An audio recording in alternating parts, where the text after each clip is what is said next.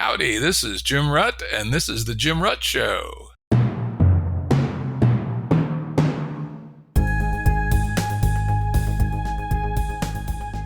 Listeners have asked us to provide pointers to some of the resources we talk about on the show. We now have links to books and articles referenced in recent podcasts that are available on our website. We also offer full transcripts. Go to jimruttshow.com. That's jimruttshow.com. When you're done listening to this episode, please consider giving us a 5-star rating on your podcast app.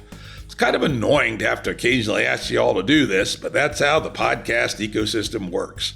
Ratings help us build our audience, which allows us to continue to attract our great guests. So when you're done today, please give us a rating, and even better if you have a minute, write a brief review. Thanks! Today's guest is Matt Segall, a transdisciplinary researcher, writer, teacher, and philosopher, applying process-relational thought across the natural and social sciences, as well as to the study of consciousness. He's an associate professor in philosophy, cosmology, and consciousness program at California Institute of Integral Studies in San Francisco, and he is the chair of the Science Advisory Committee for the Cobb Institute. Welcome, Matt. Great to be here with you, Jim. Yeah, I've been looking forward to this. I think I discovered you on Twitter, where we did a little back and forth. I looked into it a little bit and said, hey, this guy got a few things to say. And I dug a little bit more into what he's up to, and I found that he writes some interesting things, and you can find many of his essays at footnotes to plato.substack.com, or follow him on Twitter, as I did, at footnotes to plato.com. I have to admit, I get a little giggle out of footnotes to plato.com. So I recall, I think it was Whitehead who described Western philosophy as footnotes to Plato, which when I read it the first time caused me to gag, because I am definitely an Aristotelian, right? And I would say, if you want to say footnotes to Aristotle, I could buy it. But well, Aristotle's the first Neoplatonist, I like to say, so you're still part of the club. He was certainly Plato's student, no doubt about it. And of course, Plato's had the huge unfair advantage that he was a vastly more talented writer. You know, reading Plato is a joy. Reading Aristotle is a chore. And I think that's one of the reasons Plato has the regard that he does. But that would be a different argument for a different day. Yeah, well, just to be fair to Aristotle, all we have really are his students' lecture notes. And it's known from other ancient authors that Aristotle did write some texts, but they're lost to time. So we don't actually know how articulate Aristotle may have been. So, you know. I did not know that. I mean, even because I do read his Poetics. Whenever I start a long writing project, I always read Aristotle's Poetics first. I find that to be just a very good grounding. And that's probably his best written long form piece. But I did not know that these were essentially the equivalent of lecture notes taken by students as opposed to things he wrote himself. That's kind of cool. Anyway, today, what we're going to be doing is we're going to have a conversation, probably a little bit wide-ranging, but it's going to be grounded on a recent paper. I think it's actually a chapter in an upcoming book. Is that right? That's right. Yep. Mm-hmm. And it's titled The Cosmological Context of the Origin of Life, Process Philosophy, and the Hot Spring Hypothesis, which Matt wrote with Bruce Damer. Now, regular listeners to the Jim Rutt Show know Bruce has been a regular guest on the show where we've talked about origins of life and other things like his interests in psychedelics for stimulating creativity. This should be quite interesting. The paper is actually divided up into two sections. One is a recapitulation of Bruce Damer's and his collaborators' hypotheses on origins of life. Now, we've gone into that in great depth with Bruce on EP 167 and 171 on the origins of life, part 1 and part 2. So I would suggest that we just do a relatively light gloss and reminder of the hot springs hypothesis, and then get down to what looks like Matt's main contribution to this paper, which is the metaphysical and cosmological context of life's origin. How's that sound? Excellent. Yeah, that's a great procedure. Before we move on, someone said metaphysics, and it was me, so I have to pull out my pistol. When I hear the word metaphysics, I reach for my pistol. Now, this is a new one I just bought about 2 weeks ago. It's a SIG P229 in 9mm. And in fact, it's a P229 Legion, which is the high-end model. And it's the same pistol that the Navy SEALs use. So it's a good one. Mm-hmm. Yeah, it looks dangerous. Although I was very careful to check 3 times that it's not loaded. Nothing worse than to be shoot yourself in the foot, literally, in the middle of a podcast. I managed to do it rhetorically quite often, but that doesn't hurt. Anyway, would you like to take a wing at doing a summary of hot springs' origin of life hypothesis? Yeah, well, I mean, it starts for me with my introduction to Bruce as a person. I think it was back in 2019. It was pre-pandemic. And Bruce and I happened to be on a panel together. And we were speaking to some artists that were trying to be inspired to do some cutting edge work.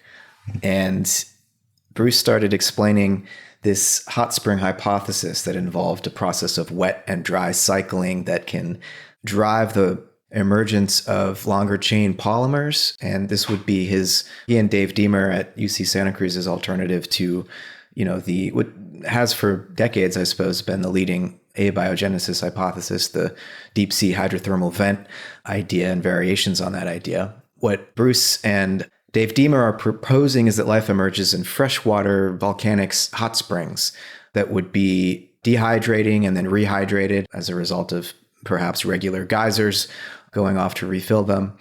And that with organic molecules raining down from space, we know that they arrive here on meteorites. These ponds would concentrate organic material, and that the process of dehydration is known to lead to polymerization. So you get longer and longer chains. And with each wet and dry cycling, lipid-bound protocells would form during the wet phase and act as a kind of opportunity for chemical selection, where each bilipid membrane would contain some packet of chemistry, which in a sense would run an experiment. And those which survived in the wet phase as they're bumping around and being tested in various ways by that environment would then come back into this during the process of dehydration into the gel-like phase. And Bruce, in his visionary way, would describe in this gel-like phase where the magic happens, that these are kind of like lipid cities, and these polymers would be zipping around in these tunnels that form, and all sorts of more complex chemistry could begin to form. When the geyser goes off and the pond fills again, these lipid membranes bud off. And what you get here is, before you have any RNA or DNA templating, you get a process of chemical selection. And the idea is that, over potentially millions of years, this leads to something approaching metabolism and something approaching the capacity for a kind of chemical memory that can be passed on. And RNA and DNA forms of templating and reproduction would emerge later on after many millions of years of chemical selection. Bruce is describing a progenitor environment, as he calls it, which would be a kind of complex prebiotic medium that would have the capacity to give rise to the first living cells. So he's trying to close that gap between chemistry and life. And there's a lot of other great science, looking at that gap. I know you had Stu Kaufman on a few months ago talking about this. And so when I heard this hypothesis, I thought immediately of Whitehead, who developed a process philosophy, or philosophy of organism, as he called it. He has this idea of concrescence, which is very much about a cycling process that produces novelty. And so it felt like a match made, well, if not in heaven, then at least on the early prebiotic earth. And so Bruce and I have been collaborating on that for the last 4 years or so. Yeah, and to repeat for the listeners, you want to go into Bruce and his collaborators' theory in more detail, EP 167 and 171, where we spent almost 4 hours going into the abiogenesis theory of the warm-hot pond in as much detail as anybody probably want. So that's in the land of science. What do we need to know about stinking metaphysics for? Well, I think metaphysics has a bad name, because it's often thought of as adding something extra to our physical knowledge, and even sometimes conflated with the supernatural. The way that Borders and Barnes & Noble and other, big bookstores organize their collections doesn't do any great service to metaphysics, because often on the metaphysics shelf, you'll find things about crystal healing and tarot and all these sorts of things. Metaphysics, in my sense and the sense of the history of philosophy, is an attempt to arrive at the most general description that we can of the nature of reality, which includes natural science, all the things that physics and chemistry and biology and psychology and sociology can tell us about how those special areas of inquiry work, what are the principles at play. But metaphysics steps back from all of that and asks, how does this all hang together as a whole? Is there a language that we can develop that would allow us to understand systematically how every special science fits together? And not only how science in all of its disciplines fits together, but how science itself is possible. In other words, what are the epistemological and ontological presuppositions of scientific knowledge itself? What is it about the universe that makes science possible? As soon as we start to ask questions like that, we're doing metaphysics. So it doesn't need to be a bad word. I can understand your reaction because of the high amount of bullshit that pervades our increasingly interconnected web of content production. But, as a philosopher, I think it is unavoidable. We all have a metaphysics. It's just a matter of being as explicit about it as we can be. Absolutely. And that is my objection to metaphysics, not itself, because obviously we all have to have a metaphysics, or why would we get out of bed? But it's the proliferation of needless bullshit under the title of metaphysics. In fact, I will confess this on the air, I think, for the first time. I am working on another project called Towards a Minimum Viable Metaphysics with a group of Hegelian philosophers of all crazy things. I am attempting to come up with a metaphysics that I and they think is the absolute minimum necessary to get on with living in our universe. And so when I rail about metaphysics, it's actually the lack of parsimony, lack of discipline that people bring to the metaphysical domain. Of course, the one I despise the most is religion. Why is are angels called for, or divas, or celestial spheres, or reincarnation, or any of this horse shit, right? We don't need any of that crap to, work in the universe. And yet it seems to be a libido that humans have to propagate, go back to their Aboriginal religion, same thing. All these complicated explanations that are not necessary. They're not a minimum viable metaphysics. So to the degree that we focus on that metaphysics we need to operate in and explain the universe, yes. To the degree that it's sort of these bizarre cultural accretions, then I say flush them. Mm-hmm.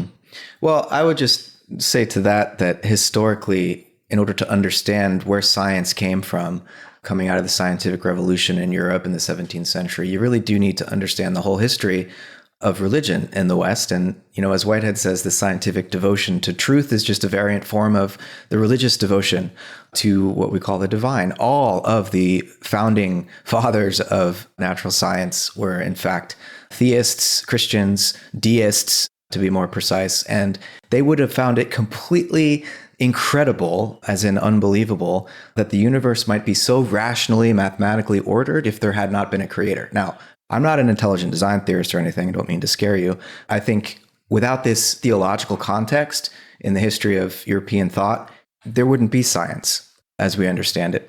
Yeah. Yeah, I agree. I just finished reading a very good book called Dominion by Tom Holland, who takes the history of Christianity and a little bit of the stuff before Christianity, Zoroastrianism, Judaism, etc., throws in a little bit of Islam and shows how these currents led up to the scientific revolutions of the 17th century and the political and cultural revolutions of the very late 17th century, and then emerged into the Enlightenment and then eventually brought us to the modern world. So I'm absolutely with you that we needed the intellectual process as much of an ass clown in some ways as Thomas Aquinas was, one of the smartest guys that ever lived, spending his time on the most intricate ins and outs of Catholic theology. And by the way, I was raised a Catholic, so I can dunk on Catholicism if I feel like it.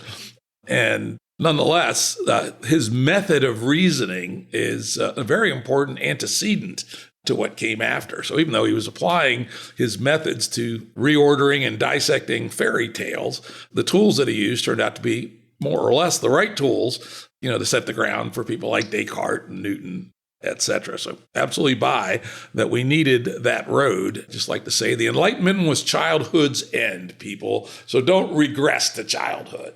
But anyway, that's getting off the topic a little bit. Let's come back now and talk about metaphysics and the origin of life. One of the things early in that section of the paper, as a quote, there is nothing in physical law which implies the existence of biological organisms. I believe this was a counter-statement to what Whitehead thought. So, the work that you're doing would say, wait a minute, there's something limited, at least, or incomplete about that statement. So let's use that as a starting point. There's nothing in physical law which implies the existence of biological organisms. What's incomplete about that, or what's missing?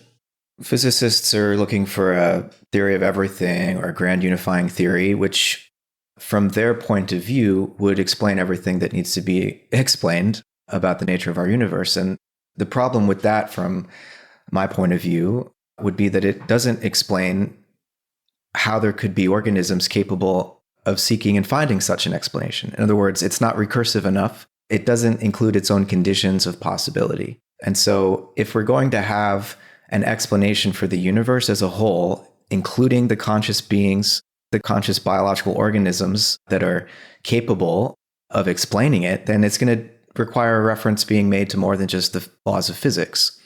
Yes, if you want to say that we will have books that are written down about the laws of physics, then we will have needed to evolve something that it's capable of writing down books. But I would argue the laws of physics existed long before there were any conscious entities or anyone even slightly capable of writing down books. Well, what is a law of physics? It's an abstraction developed in the minds of human beings, right? It's written in the form of mathematical equations. And yes, there's a referent. There is something real in the world being described by these equations, but the equations themselves ain't it. And so when we use a term like physical law, there's so much metaphor baked into that. A law is a sociological concept that we're projecting onto the natural world. I mean, this is part of the relational part of process-relational philosophy that I'm here to tell you all about. We always have to keep in mind the extent to which our knowledge of the universe it's as objective as we can get it, but it also presupposes our own subjective perspective and point of view, the metaphors we draw on. I mean, we can't do science without metaphor. And it's right there at the very foundations of physics when we talk about a law, right? Yeah, like guys like George Lakoff have shown, we can't even speak without metaphor in about every single sentence. But my point is one step deeper than that. All that is true, and I agree with it. But whatever it is that we describe with the phrase natural law, I will argue at least, and so does my minimum viable metaphysics, is real.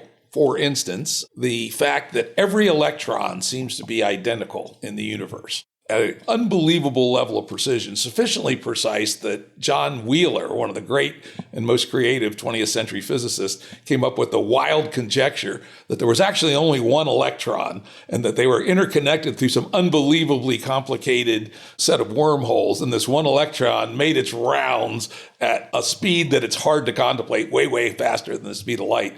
And that was the only reasonable conjecture for why all these electrons are so damn identical. Nonetheless, if indeed what we think we see is true, that all electrons are absolutely identical, then that is something like a law that has been true long before we wrote down the law. So where I just don't buy this argument that the fact that we have laws somehow presupposes that there had to be a telos towards law writers is the fact that the thing that the laws are roughly approximating existed long before law writers. So it's not like the writing of the laws brought into existence a reality. So therefore, the theory that we need a telos to explain that lawfulness, I just don't buy that argument. Yeah. Well, my argument is not a kind of crass, social constructionism or something. Actually, I would say, as I argue in this chapter, that what we call laws of physics are more like deep-seated cosmic habits which have emerged in the course of cosmic evolution. And so I wonder, to throw a question back at you, whether or not you think physical laws are themselves emergent, historically emergent, even if long ago these laws were laid down and are very unlikely to change at this point.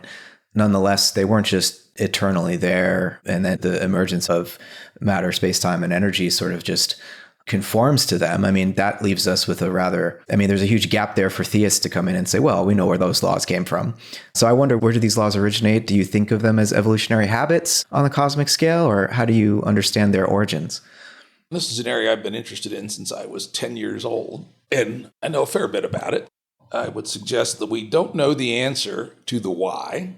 And in fact, part of my denunciation of bad metaphysics is the seeming feel for a need to answer that question. I've lately been trying to promote the concept that the hero's answer is, I don't know. And it's perfectly okay to say, why do the physical laws have the form that they have at this particular epoch in space and time? Don't know. There does seem to be some decent theory and some empirical evidence that, as you implied, what we think of now as the physical laws came into being over some period of time, a few seconds perhaps, in the early days of the universe. Whether that was contingent or necessary, don't know, nor do the physicists, right? Are there other universes sort of parallel, like Lee Smollin's work on evolutionary universes, where universes are created from the back ends of black holes? And in his hypothesis, or I would say conjecture, because at this point you don't even have any experiments that could test it, he hypothesizes or conjecturizes that there's like the equivalent of Darwinian evolution in the natural laws between the parent universe and the emergent universe. Might be. It's a conjecture, no evidence one way or the other. So how the laws came into being, don't know. Though the idea that they somehow formed up at the very early stages after the Big Bang, or something that was sort of like the Big Bang, there's some support for. On the other hand, for a very long time, the laws seem to be there and to be solid in time and space.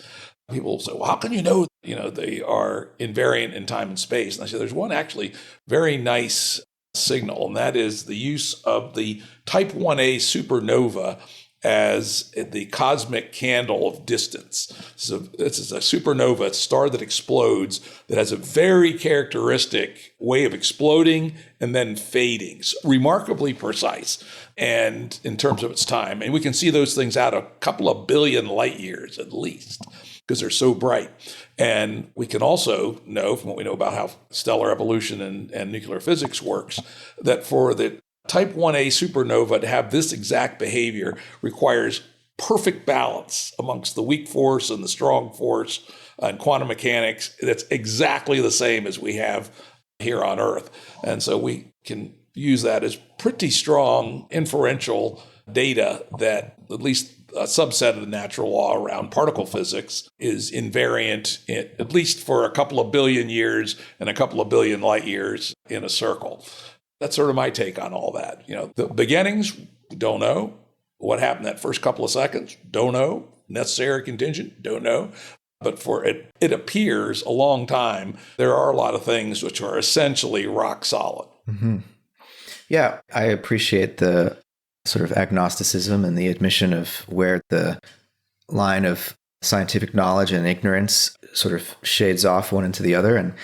But I think as a speculative philosopher that, this is the area where it's my bread and butter, really. And I like to be in close dialogue with scientists to know that difference between what's knowledge and what's speculation. But I think the human mind is always going to want to ask these questions and attempt to provide at least tentative answers, because, if we don't do so, then we, I think, cede the territory to the crystal healers. And, crystals are beautiful, and I'm not trying to put down anyone who tries to work with them in an aesthetic and, whatever sorts of ways. But I think we can do better than the bookshelf at Barnes & Noble on these questions.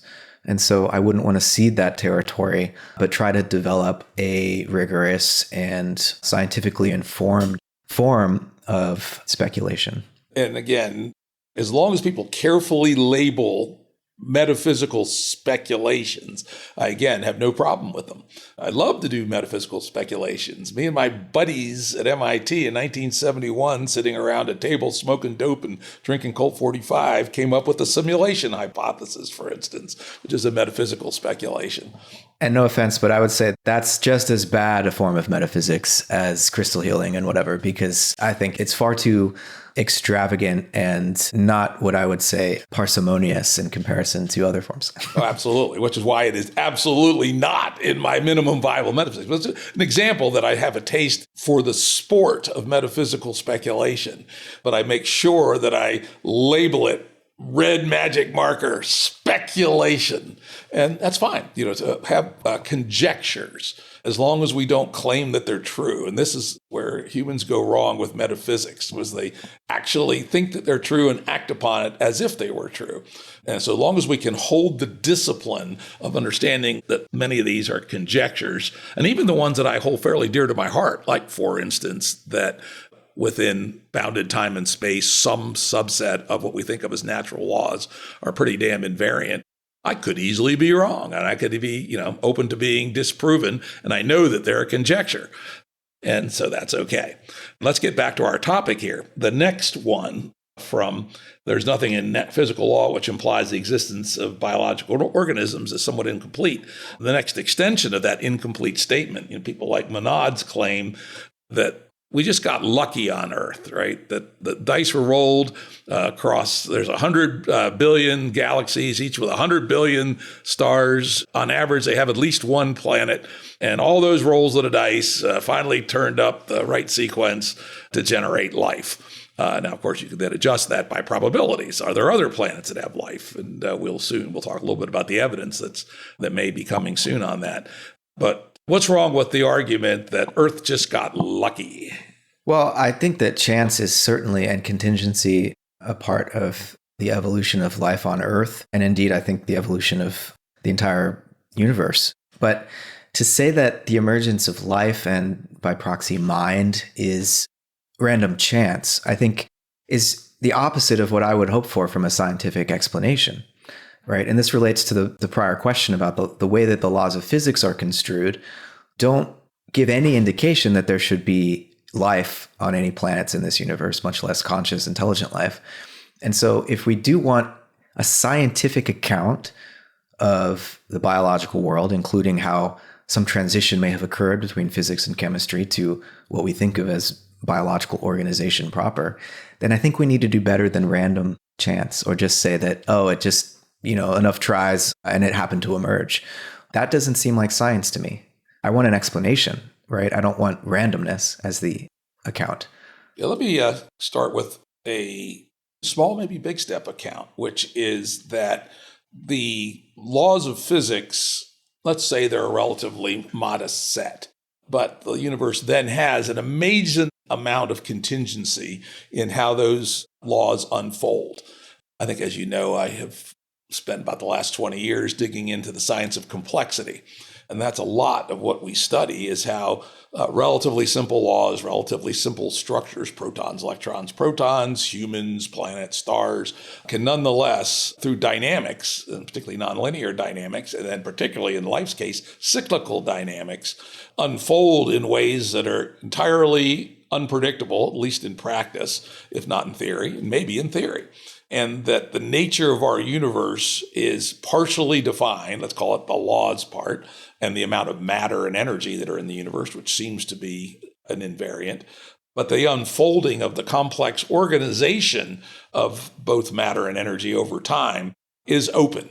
And that the laws of physics cannot, at least practically, tell you what will happen. The only way to see what will happen is to run the program. Because this is kind of the essence of Stu Kaufman's work, who we had on the show quite recently in EP 227, where what he calls the adjacent possible is not actually calculable, and certainly not more than one or two steps.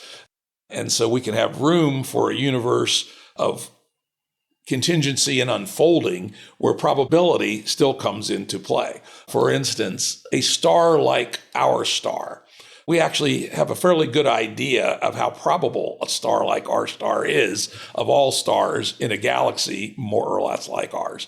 So there are legitimate probabilistic statements one can make about the way that the abiotic evolution of the universe occurred. There's a statistical distribution of galaxy sizes and galaxy types, which appear to be pretty stable across long, long ranges in the universe.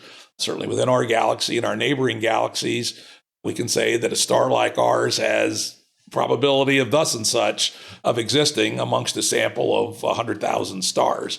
And so if those are true about galactic evolution and stellar evolution, it's not obvious to me why they can't be true about abiogenesis as well. No, absolutely. I mean, I'm very happy with analogies being drawn to, these cosmological processes of evolution, the emergence of stars and galaxies, and even before that, the emergence of atoms, hydrogen and helium, and then as a result of supernovas, heavier elements.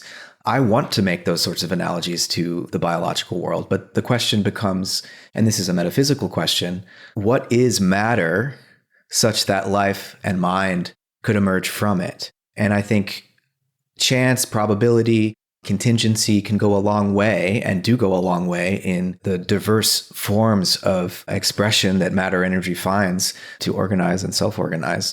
But could matter as it is usually conceived of as devoid of aim and devoid of feeling or any modicum of subjectivity — I don't mean consciousness, by the way, and we can get into that later — but some minimal form of subjectivity, could just dead, inert matter, just surfaces colliding with other surfaces according to fixed laws, ever give rise to life and mind, capable of then knowing about how that process occurred? I think that's an absurd story to try to tell.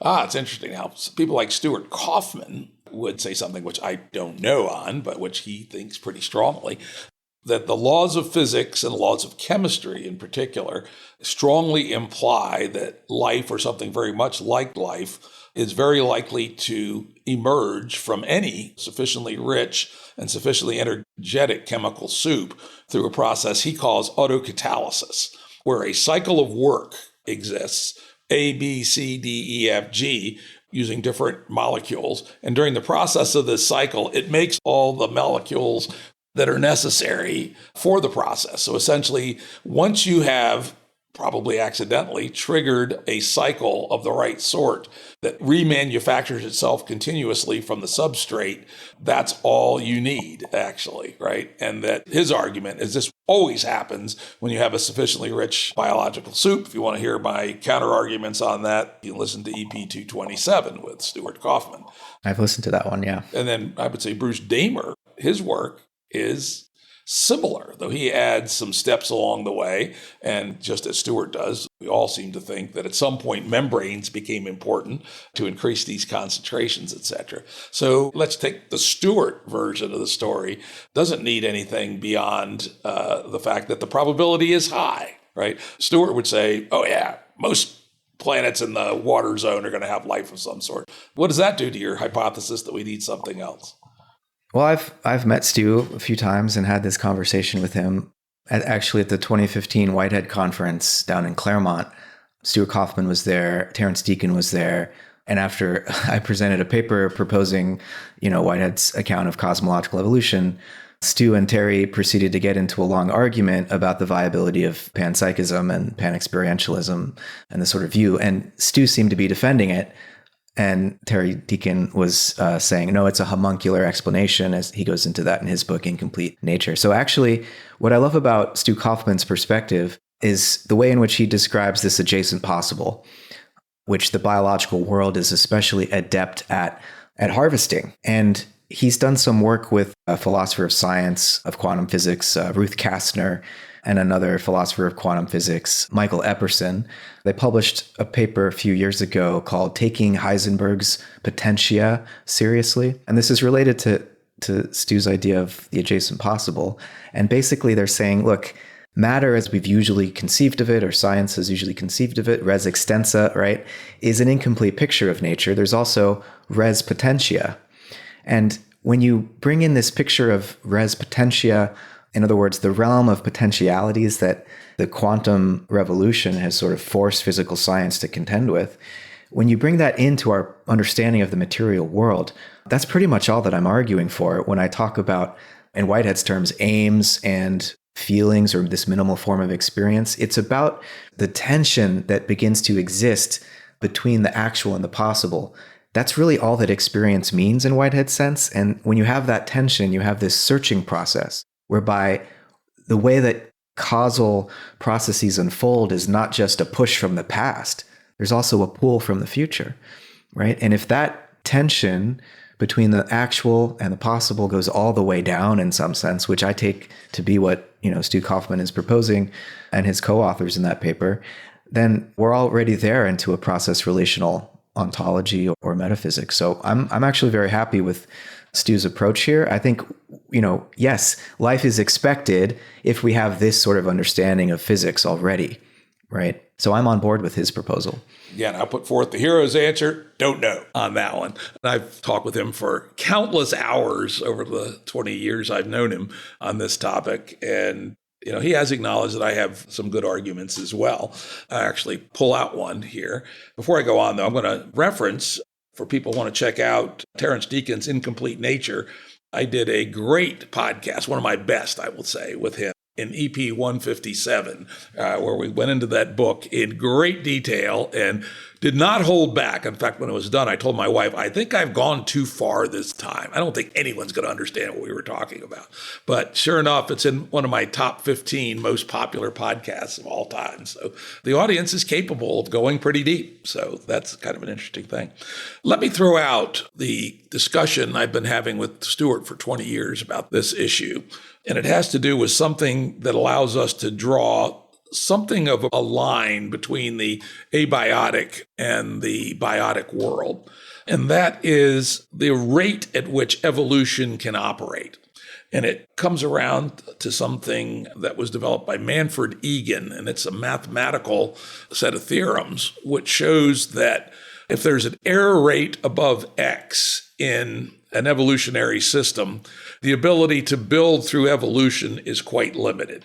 And I have checked this. I'm not a mathematician, but I have checked this with evolutionary programming, which is my evolutionary computation, which is my academic field. And it's sure enough there. If the mutation rate, the noise rate in evolution is too high, there's a cutoff where evolution just can only raise things a little bit. The prebiotic world never achieved error correction.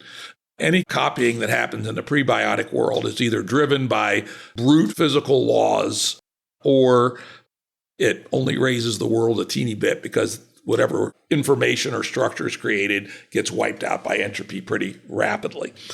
The earliest forms of pre-life or proto-life may have ratcheted the fidelity of information copying up some. For instance, the RNA world that people talk about. The RNA world had some ability and some fidelity of information that typical, let's say, the organization of pebbles on the beach don't have.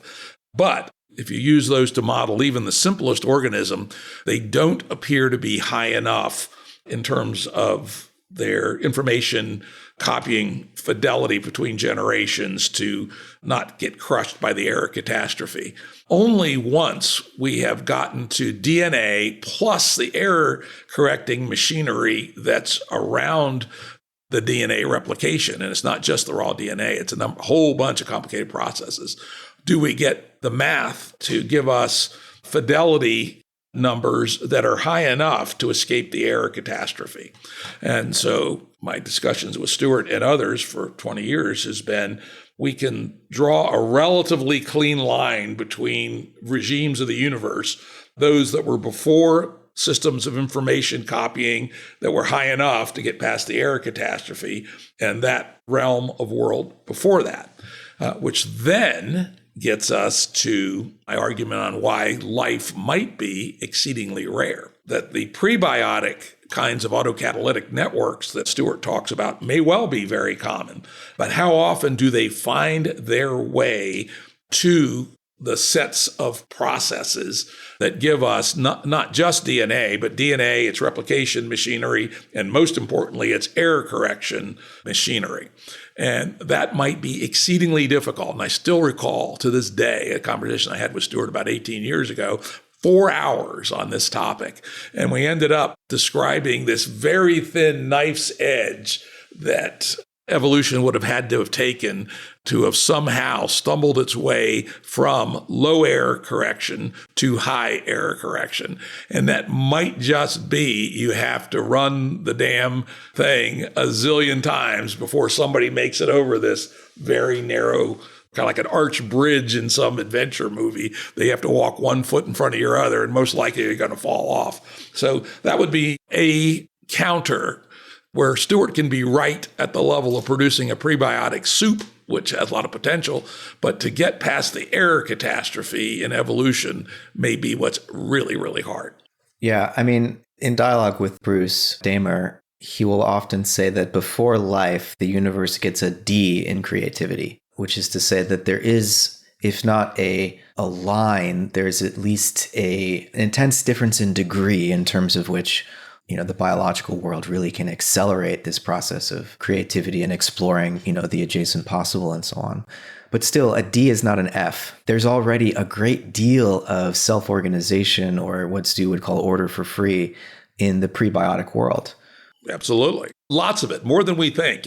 For instance, a river valley is a self-organizing system.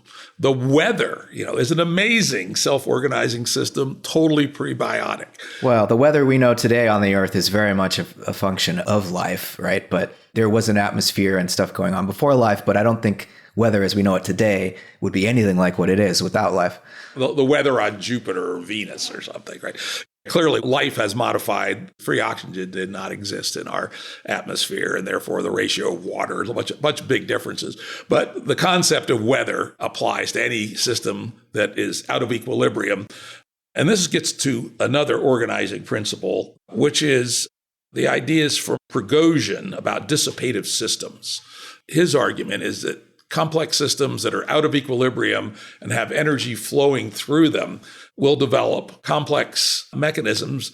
And maybe the teleology is only about the fact that they're more efficient in dissipating energy. For instance, a whirlpool in your bathtub, when you pull the plug out, the water will go down faster with the whirlpool than it will be if it's in the glug, glug, glug mode. It's also true that an equivalent amount of chemicals to what's in your body, if you put them in a blender and pour them into a trash can, the rate at which they dissipate energy will be much lower than if you are alive and are running in a far from equilibrium system, taking in oxygen and nutrients, doing metabolism, sticking out CO2 and other stuff. And so, perhaps the minimum teleology necessary is the universe wants to run down as fast as possible. And that this organization of complex systems out of equilibrium to be maximally dissipative may be an example of the only thing that's pulling the system forward. Paradoxically, I would say the second law of thermodynamics, or this entropy, is one of the most primordial examples we have of teleology, or if you prefer, directionality. There's an arrow to time, as Prigogine would say. And by the way, he was quite deeply influenced by Whitehead, as was one of his collaborators, Isabel Stengers. They wrote a couple books together. And so this idea of the irreversibility of time that's written into the second law, I think, gets us pretty close to a kind of foundational justification for some minimal form of, let's just call it directionality. Now, the universe running down, it's one of the most well-established laws of physics, but it does presuppose that the whole thing started with a very low state of entropy somehow.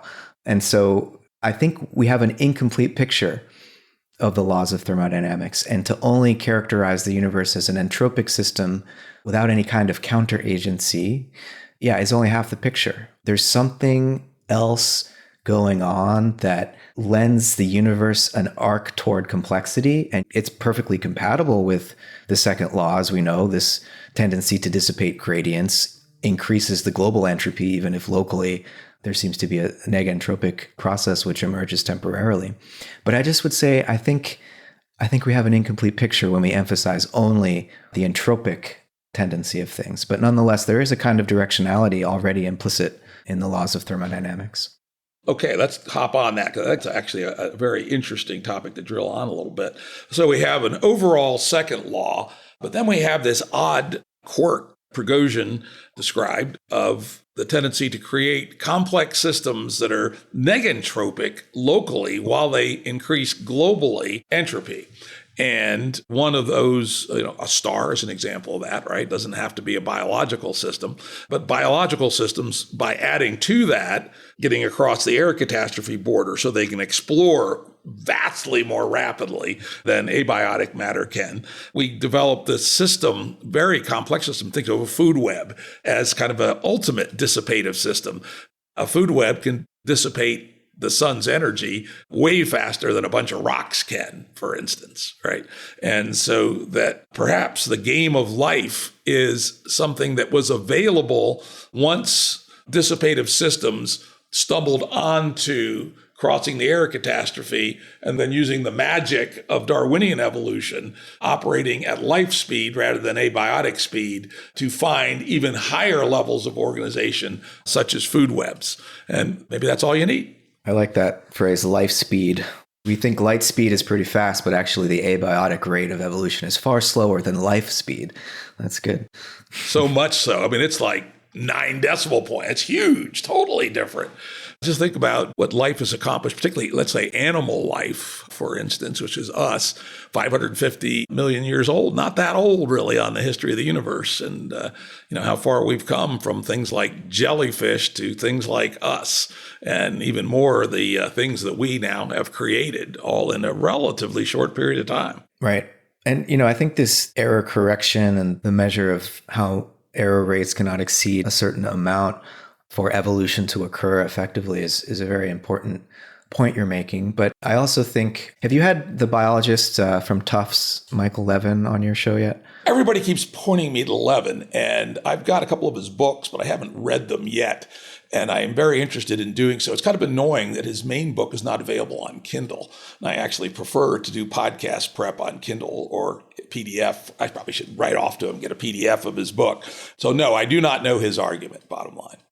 Well, he's working with what he calls bioelectric fields, and he's a developmental biologist. And a lot of his research, and it's experimental research, he's not a theorizer. He does the experiments to show this. It just points out the extent to which DNA is really not a blueprint for the phenotype of an organism, that there are other forms of memory, and epigenetics is making a name for itself nowadays. But this is even beyond that just by changing the structure of this bioelectric field, by messing with the ion gates in cells, he can change the form that flatworms and whatnot will take, giving them multiple heads and multiple arms and whatnot. The DNA is the same, and that will be persistent through generations after the organism that he works on. And so there's something more mysterious about biological memory than simply a code in the DNA. That's right. And I am absolutely down with that. As you said,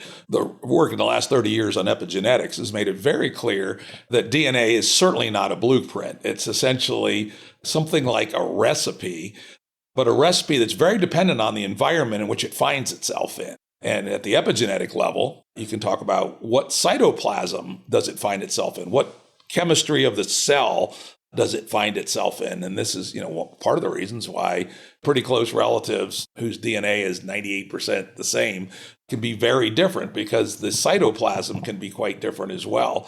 People talk about things like intergenerational trauma, which could be the psychological, the Jungian variety of that. I think it's utter horseshit. But the idea that trauma could produce changes in the chemistry of the cells of a being, and that those changes in chemistry could persist through the gamete production process. So the same DNA is now in a cellular medium, which is different than the normal human one, but which is more like its mother in particular, then one could imagine something like intergenerational trauma being transmitted through the cytoplasmic chemistry. I think those are just an extended understanding of biological evolution. And one could imagine things like electric fields disrupting how DNA and the cytoplasm interact to cook what comes next. So none of those are particularly surprising to me. Those are what I would describe as nice extensions to thinking about what is the full set of machinery.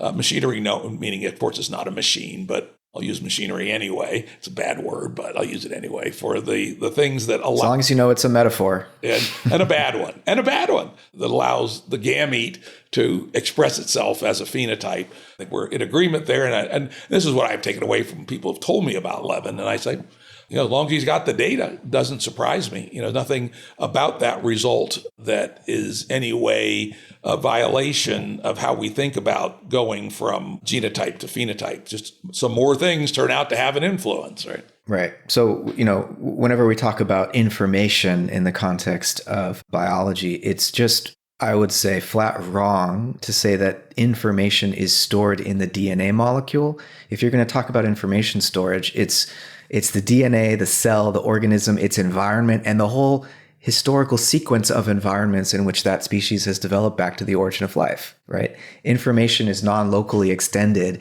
to that extent, right? And that's quite an extent. This is really good. I like this conversation.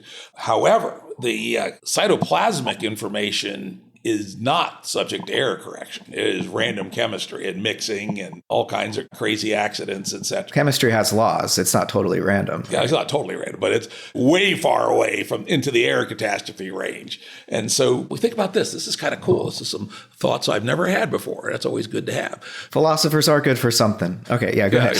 Feeding them goddamn philosophers for all these years, not a total waste of food. You have various kinds of information, cytoplasmic information, electric field information, the chemistry in the environment, whatever.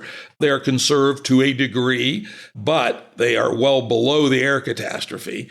And you add in a chunk of information that's above the error catastrophe in the form of DNA and its error correction machinery. And you have a new domain of emergence where these weaker forms of information, but in many ways more plastic, you can change them quicker.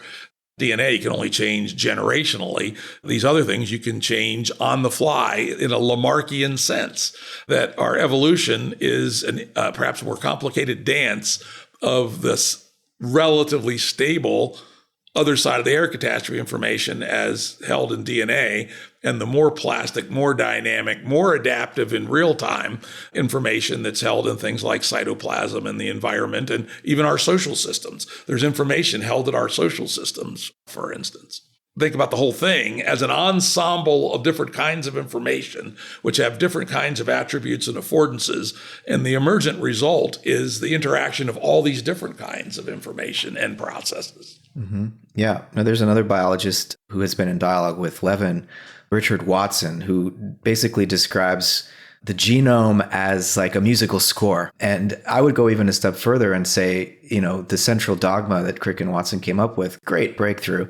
It's almost the reverse that ends up being true. Rather than the DNA making the organism, as a result of all this error correction activity that's done by the proteins that shouldn't exist before the DNA creates them, actually, the DNA wouldn't exist without the protein machinery there to do the error correction. And so in some sense, the organism makes the DNA, not the other way around. Or actually they make each other, right? This is why it's so hard to get across that ridge I talked about, because all that has to happen simultaneously, right? Now, Eric Smith is another leading researcher, one of the most brilliant. He and Harold Morowitz wrote an incredible book on the origin of life. He was on my show a long time ago, and he actually came up with his argument, which is worth checking out, on how metal catalysis helped get across the bridge. But that's another topic for another day. But absolutely correct that all this stuff had to happen simultaneously, which is one of the reasons I'm willing to contemplate that it only happened once. As a 14-year-old nerd who read a lot of science fiction, of course, I assumed that there had to be tens of thousands, hundreds of thousands of sentient species in the Milky Way alone. But the more I've meditated on the Fermi paradox, the more I'm been able to say it is possible that we are it. Not to say that we are it, but it is possible that we are it. Yeah, two things to say about that. I mean, one is if there is life elsewhere, we might discover it. And we could discover it at least inferentially just by looking at the the spectrum of light that comes to us from exoplanets. If the atmosphere is sufficiently beyond far from equilibrium, that's a good suggestion, at least, that there's probably metabolic activity and living organisms there. So we could potentially prove, or at least strongly infer, that there is life elsewhere any day now. But if we don't make that discovery, we can't prove the reverse, that there is no life elsewhere. I talk this all the time. We may well get positive signals, and some other ones too. Mars, for instance, right? Elon Musk will be on Mars one day, he says, right? And have enough equipment to determine whether there is life or was life on Mars. And then, of course, there'll be the really interesting question, is it the same life as ours? I'm putting down a 50% probability, and I'll put money on it, that if there is life on Mars, it'll turn out to be the same life as us, and that our life actually evolved on Mars first and was dispersed to the Earth by a meteor strike. But 50% could be the other way. If it's unique life, then aha! Kaufman's right. Two planets side by side, same sun, evolved independent life. That would be a giant, huge vote for Kaufman. And then we also have other things in the solar system. Enceladus, one of the moons of Saturn, has huge subsurface oceans that are at least in part in the right temperature zone. Io and Europa, moons of Jupiter. These lives are going to be probably more different than Mars life would be from Earth, because it's totally different chemical structures and such.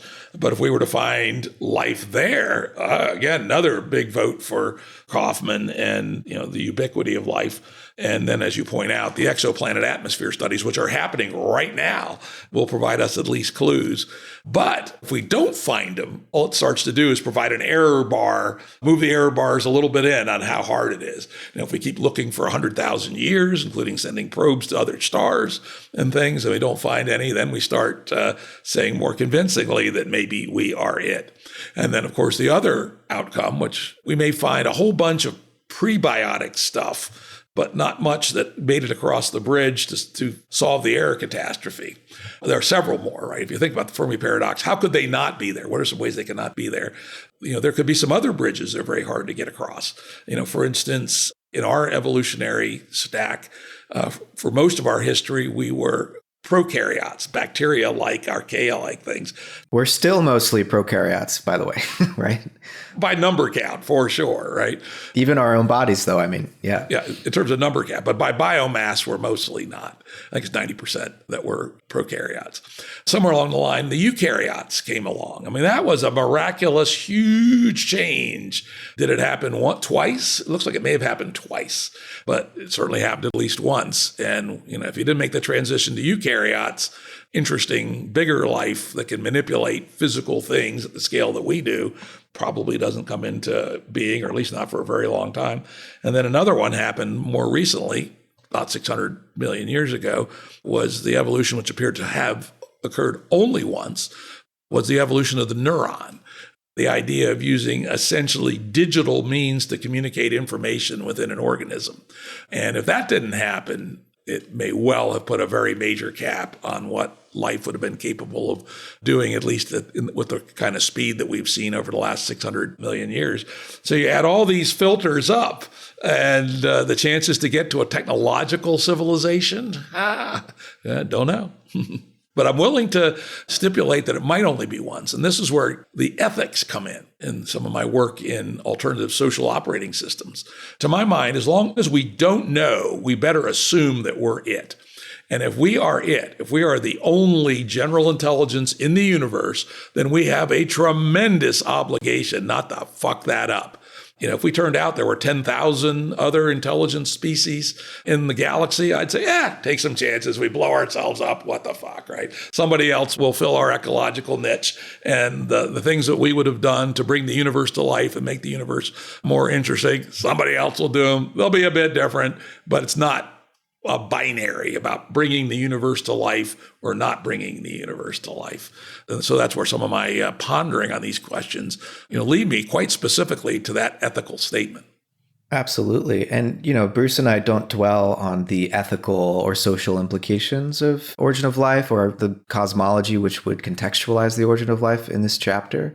But we do hint at it. And I think those sorts of connections are actually very important because the stories that we tell, the theories that we develop to explain how life originated and its place in the universe very much influence the sorts of motivational structures and the psychology of human existence by which we would find ways of organizing ourselves and deriving purpose from our existence. And so it's not incidental, like what the facts are about the universe and how human values congeal around and make sense of those facts. Like there's an integral connection between the two of them. And it's not that our values should drive our interpretation of the facts, but at the same time, there's a two-way street here, right? And so the sorts of facts that become salient for human beings and human observers, scientists, artists, engineers, depend on that worldview that we have. If you look at like the difference between Soviet science and biology, 100 years ago and American or Western science, you can see the ways that worldview can play into whether you focus on, say, competition of individuals versus cooperatives and the broader ecology and so on.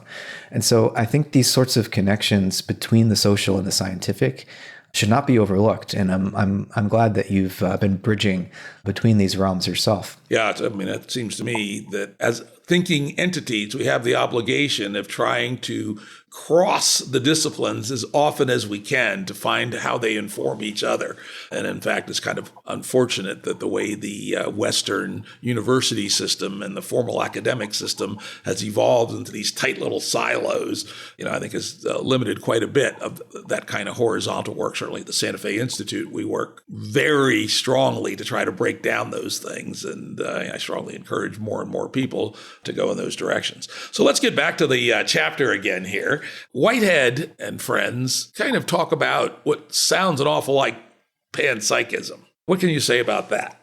Or am I wrong? I wouldn't say you're wrong, but we have to be careful here because, panpsychism has all of a sudden come into vogue in analytic philosophy of all things, with, people like Philip Goff in particular popularizing the idea as an alternative to both materialism and dualism, as well as idealism, mostly stemming from the difficulty of what's called the hard problem of consciousness, which is a framework that David Chalmers developed, which basically says that, we can learn as much about the function of the brain as we want, but none of that account of the functionality of the brain would ever give us any reason to think there should be a consciousness there undergoing those functions. And so it leaves open this question of why should there be consciousness? And so Goff has a particular approach to panpsychism, which tries to describe consciousness as the intrinsic nature of physical matter, right? And he'll draw on Bertrand Russell, who has one paper, I think, where he argues that basically physics tells us, using mathematics, the relational properties of the material world. But what the intrinsic property of matter is sort of this open question. And Russell says, well, maybe that's where our consciousness fits in. Like we are material beings with our own case, the benefit of having that interior perspective. And so, Russell proposes that maybe the intrinsic nature of matter is something akin to our own consciousness. Now, Whitehead, of course, was originally Russell's tutor, and then they became collaborators. They wrote the Principia Mathematica together in the first decade of the 20th century. Whitehead went on to develop his own form of panpsychism, though I should be crystal clear, he never uses that word to describe his philosophy. A later philosopher, David Ray Griffin, coined the term panexperientialism to get at the difference, because Whitehead doesn't want to say consciousness goes all the way down. He distinguishes experience as such, which becomes a kind of technical term for him, which I got into earlier. It's maybe more approachable as the tension that exists between the actualized past and the possible future. That's his technical definition of experience. But that tension, that experiential tension, would go all the way down for Whitehead. And I would say he is a species of panpsychist, but it's quite distinct from Philip Goff's form of it. So distinct, in fact, that I would almost say they need to be understood as opposed metaphysical perspectives. But broadly construed, you're not wrong to say that Whitehead is a species of panpsychist. But don't think of Goff's version of it when you say that word. Yeah, I must confess, I don't know Goff at all. I avoid analytical philosophers like the plague, right? Much rather talk to a process philosopher any day of the week. Now, the other form of panpsychism, which is getting a lot of attention in both the scientific and pseudoscientific realm, is integrated information theory. This is a formalism that's developed by Tononi, yeah, of course, and others. One of the core crafters, Christoph Koch, I've actually had on my podcast, EP 105, where we talked about IIT mostly as part of my series of talking to the leading thinkers in the science of consciousness. I've talked to most of the leading thinkers many of the leading thinkers on the show now who come from the scientific side. And IIT claims that a light switch, or actually a photoelectric cell that turns a light on and off at sundown, is conscious. That anything that would have exactly one bit of consciousness, and it can be calculated, though it's not actually calculable realistically for any sufficiently complex system to give you a single number on how much consciousness something has. Surprise, surprise, I think that's total hooey, though I am willing to go so far as to say perhaps integrated information is a necessary but not sufficient condition for consciousness.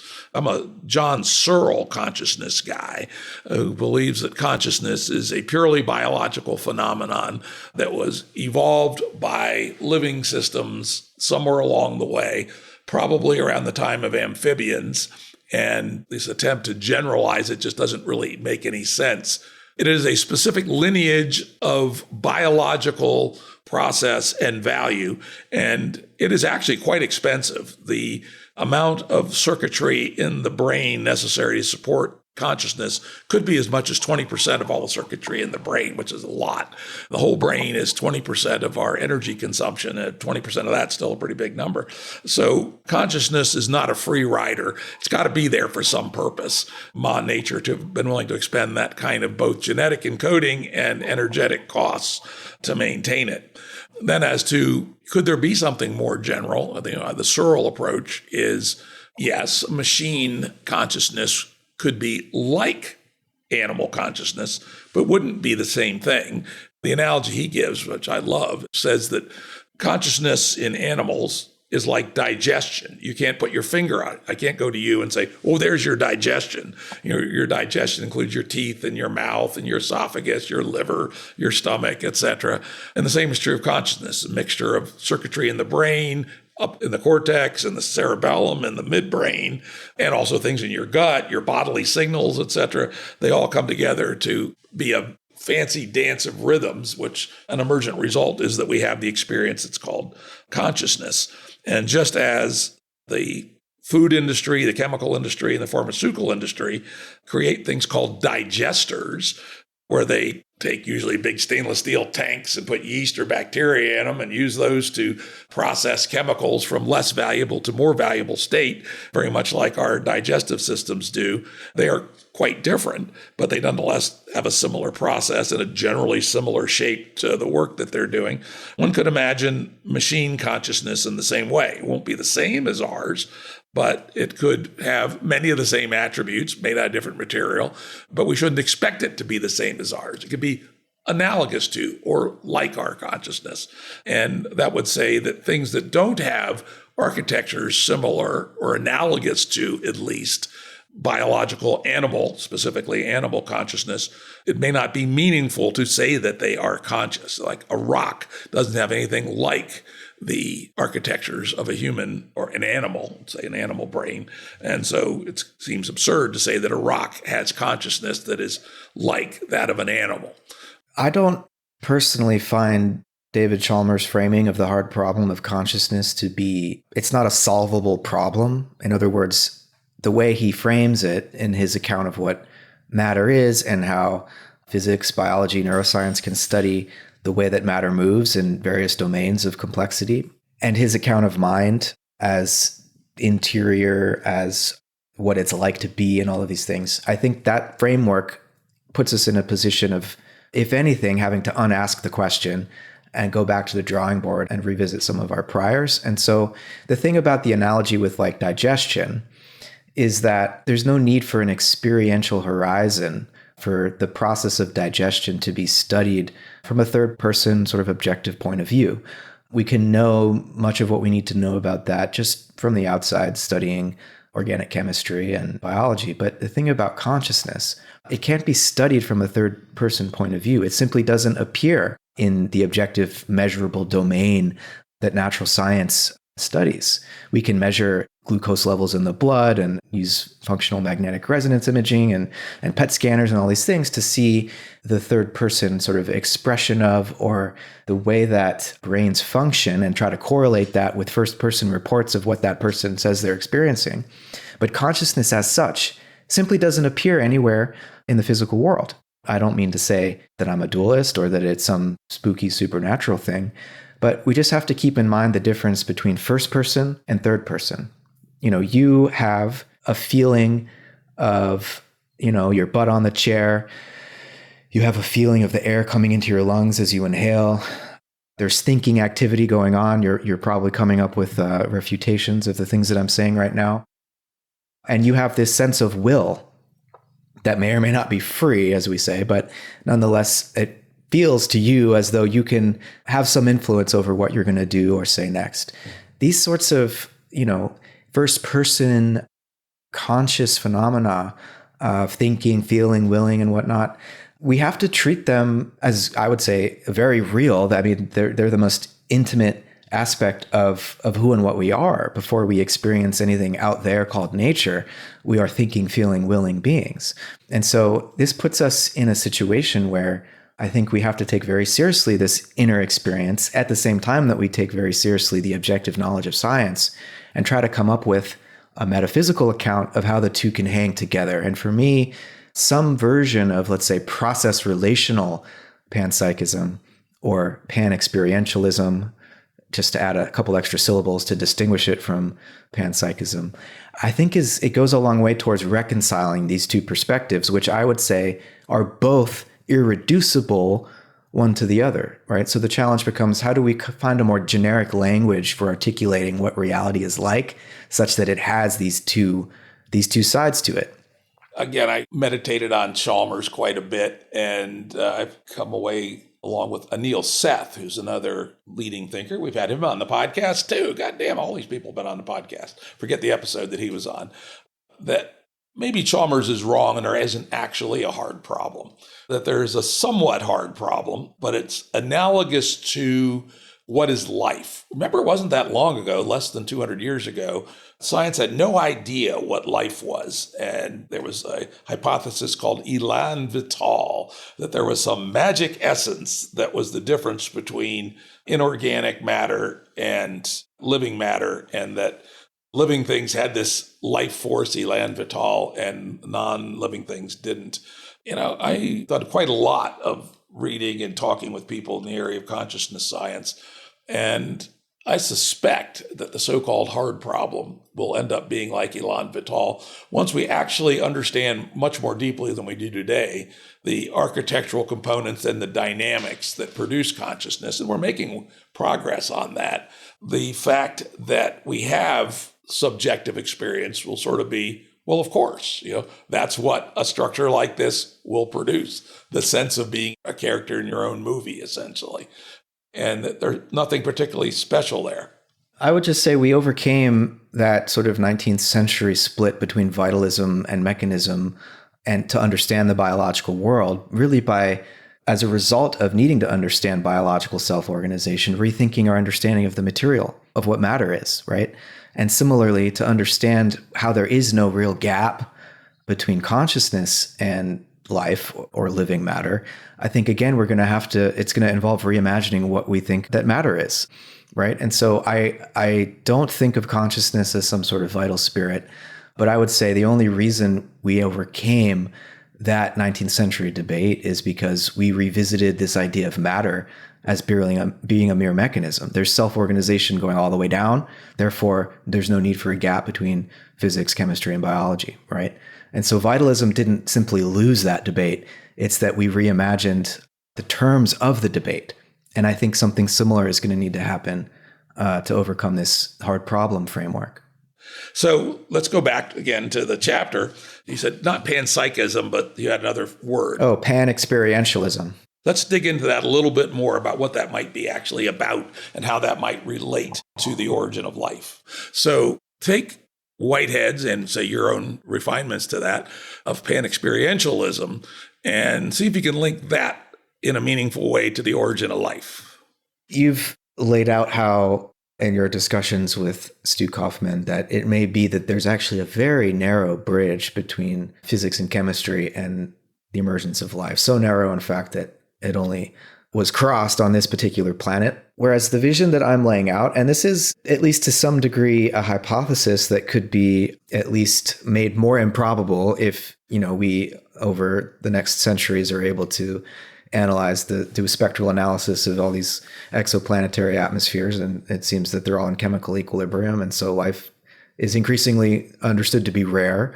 The more rare we can refine our sense of life's prominence in the universe, then the less likely this hypothesis would be. But if the universe is in the business of complexifying, which, as we've said, in the abiotic world, the universe gets a D in creativity, but nonetheless, it's not an F. It is evolving from electrons to atoms to stars and galaxies and so on, which seems to be a very widespread trajectory. There are galaxies, very highly ordered spiral galaxies in every direction we can look.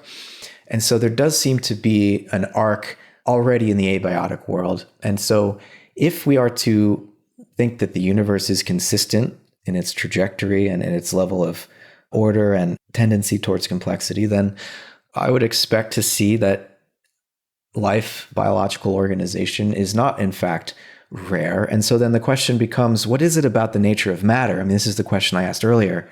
What is matter and energy such that life and mind could emerge from it?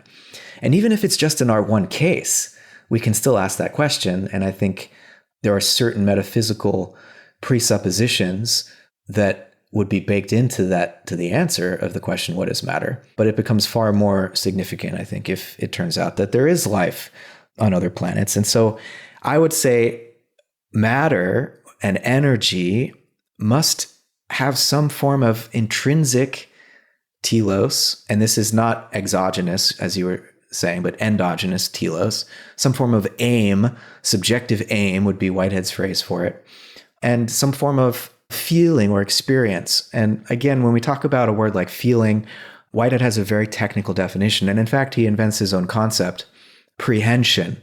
It's one of the most important metaphysical innovations in 2000 years, I would even say. Prehension is Whitehead's attempt to come up with one concept that is applicable across various domains, from causation through to perception. And so for Whitehead, our perception as conscious organisms is just a further elaboration upon causal transmission as such, right? And so for him, efficient causation in the prebiotic world is a form of what he would say, he would call it conformal feeling, so that the past is felt in the present and repeated. And most of the abiotic world is highly repetitive in this sense, which is why it gets a D in creativity. When we talk about the vibrations of pulses of electromagnetic radiation, there's obviously a high degree of reiteration and conformal feeling, but there's also this oscillation which occurs. And for Whitehead, that oscillation in the waveforms of energetic pulses is the earliest expression or germ of what he wants to call subjective aim, right? And over the course of billions of years, you get these harmonies which form out of these vibrational patterns, and they complexify. And that what is driving that complexification, Whitehead would say, the aim at satisfaction. And it's an aesthetic satisfaction. And as we know from our own appreciation of music, these experiences are an end in themselves, right? And we seek to intensify those experiences of aesthetic harmonization just because they feel good, right? And so, a poet like William Blake would say energy is eternal delight, right? And that the reason that anything exists at all, the reason that the universe came to be, is because it has this intrinsic joy that finds expression as it moves through these various forms of complexity. Now, this is obviously a metaphysical account. This is highly speculative, but in an attempt to explain what must the material world be like such that life and mind could eventually be possible, I'm led to take this sort of an account seriously, that the universe is engaged in the effort at producing more and more intense forms of beautiful experience. And there's plenty of suffering along the way, no doubt about that. But it seems that, in the course of, let's just take the history of life on Earth, more complex organisms that are comparatively deficient in survival power have continued to emerge, with more refined sense organs, greater capacity for suffering, but also greater capacity for aesthetic delight and joy and the expression of creativity. And so there's something else going on here than just survival, right? Life doesn't want to just survive. And by the way, even in Darwinian evolution, the fact that there is this survival instinct, it's like a presupposition that drives the process of natural selection. But I would say, and I'm drawing on Whitehead here, life doesn't want to just live, it wants to live better, right? There's a telos here that I would try and have tried in this chapter to articulate in the minimal form, right? I am, like you, seeking a minimal metaphysics here. But what are the conditions of possibility that would allow for something like our own curious scientific inquiry and indeed scientific knowledge of the universe to be possible? Science itself is as profound an expression of purpose as one might imagine. We want to understand ourselves. Where does that drive to understand ourselves come from, right? And so I ask those questions and I'm led to this type of story. By the way, I am with you that survival of the fittest is kind of a not very satisfactory term. If you look at it hard enough, it's just a tautology, actually, right? That which survived in a given coevolutionary context is what survived, right? And that's about all you can say. You can say, however, that is a force field, which is probabilistically selective on genotype and genotype-phenotype coevolution, including the non-genetic elements such as epigenetics, environment, and even the social. Once you get to larger animals like fish, it delivers less than a lot of people think it does, I guess is my point. So I suspect we probably agree with that. It's necessary, but not sufficient to explain the evolution of complexity. Yeah, exactly.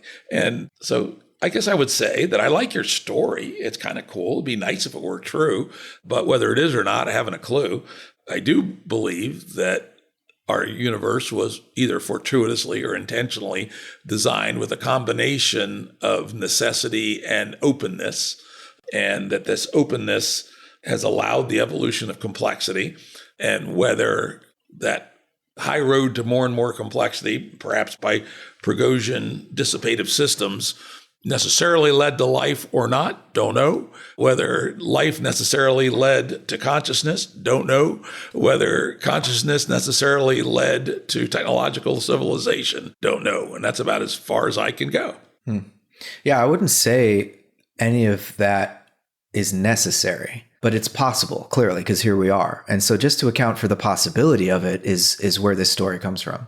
The minimalist, and I think too minimal, probably, is the weak anthropic principle. By definition, we are here, so therefore we must be in a universe that allows us to occur. That's, again, that's just word salad, basically, that goes in a circle. Oh, it's a tautology. It's a classic tautology, a true tautology, even more of a tautology than survival of the fittest. But it is kind of a minimal statement about that leaves in tension necessity and contingency. And so that leaves me to believe that the universe has both necessity and contingency in it. Can't prove it, but that's about all I have to say. So now let's turn this around. You put forth your concept that this may be a little too brutal, but that the universe has some aesthetic taste. It'd be kind of cool if, angels and divas and cosmic spheres and all that shit existed, but I just don't think they do. I've never seen any evidence for it.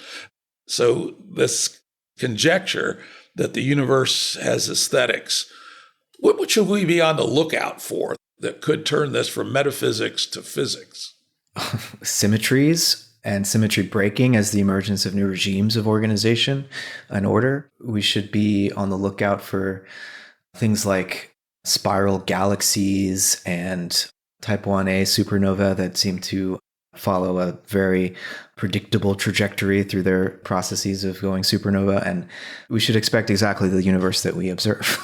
We have. Right? That doesn't provide me any information, though, unfortunately. How do we falsify the conjecture? The thing about metaphysics is that it's unlike a scientific hypothesis, which would be falsifiable. And, Popperian philosophy of science could even be questioned whether there are plenty of the Big Bang model, which is really a meta model kludging together a bunch of smaller models, has itself been falsified many times. But you adjust the free parameters as the new data comes in and, good is new, right? So at least it may be closer, or either that or we're just fooling ourselves in a more extravagant fashion. Sure. falsifiability, even in science, isn't necessarily the only gauge of a successful hypothesis. And so in metaphysics, we're always working with interpretations of the existing data. And so the question for me isn't so much, well, what would we expect the universe to be like if this metaphysical picture were true? It's given the picture that we do have of the observable universe, what sort of metaphysical generalizations can we distill from that? And so for me, it's what would falsify it is not really the operative criterion for determining whether it's a likely story or not. Okay, well, I think we probably just leave it there, unless you have any final words you would like to say. I would just say, Jim, I think we agree on almost everything, and I appreciate your caution and your agnosticism on some of these bigger questions. But as far as I can tell, you're a process metaphysician and you didn't know it yet. Or maybe you did, but you were just holding your cards close. I'm not sure. I think I said in the pregame, after reading your chapter twice, I wasn't sure if we agreed or disagreed. And I suspect we agree about a whole lot. And where the differences are, I'm not yet sure, but there probably are some. Now, I will have to go back and actually, I don't know that much. In fact, I know very little about process philosophy as a formal discipline. I did have a hilarious podcast with Bonita Roy one time where we just talked by each other for 90 minutes. And I don't believe either of us had any idea what the other was talking about. She is very much about process philosophy, and I was probably less open to. It was an amazing conversation and a terrible conversation at the same time. And this conversation, I thought, was a great conversation from top to bottom. So I didn't have any of that, felt like we were talking past each other. May finally motivate me to go back and read a little Whitehead or something like that. If you could maybe email me a couple of places to start, that would be great. I'm happy to do that. And I would actually say the Stanford Encyclopedia of Philosophy entry on process philosophy is excellent. And it's broader than just Whitehead. There's plenty of Whitehead in that, but it shows that this is actually a robust approach to philosophy, going back to Heraclitus, but in the 20th century, increasingly it's being recognized as the right way to understand, to do metaphysics and to understand the physical world, the biological world, and so on. So check out that article. It's a good place to start. Yeah, you mentioned Heraclitus. I just read his fragments about a month ago, and I was not impressed. But and again, you have to read between the fragments, I suppose. And I'm not particularly much of a philosopher. So might have been a bad translation. It could have been. Well, I mean, not that it was terrible. I mean, I'll do like the you never go into the same river twice and all that stuff. That sort of seems pretty cool. But anyway, Matt Segall and Bruce Damer, and the name of the chapter is The Cosmological Context of the Origin of Life, Process Philosophy, and the Hot Spring Hypothesis. Just Google that. And of course, as always, links to that and most of the other things we talked about will be on the episode page at thejimruttshow.com. Matt, I want to thank you for a extremely interesting conversation. It was a lot of fun, Jim. Thank you. All right. Audio production and editing by Andrew Blevins Productions. Music by Tom Muller at modernspacemusic.com.